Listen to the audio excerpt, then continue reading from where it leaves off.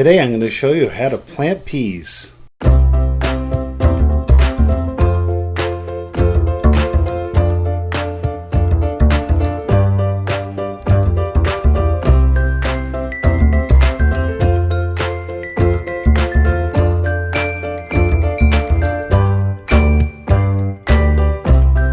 Hi, I'm Troy Haynes and welcome to the Corn Report.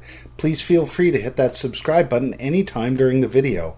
Today we're going to plant peas. I love peas. They're one of my all-time favorite veggies. I'm really excited, so let's get to it. Peas prefer cool weather, so plant as early in the spring as the soil can be worked. I'm adding composted chicken manure to provide nitrogen to stimulate growth. Too much nitrogen and peas will develop more foliage than fruit, so I'm going to add a cup of bone meal to the bed. Peas like well-drained soil, so I'm making sure the soil is well rounded up before I plant. I'm using a garden stake to create a half-inch trench by pressing it into the soil. I'll sow my peas an inch or 2 inches apart. No need to soak your peas before planting. Cover the peas and pat it down to hold the soil in place, and let's give it a gentle drink of water.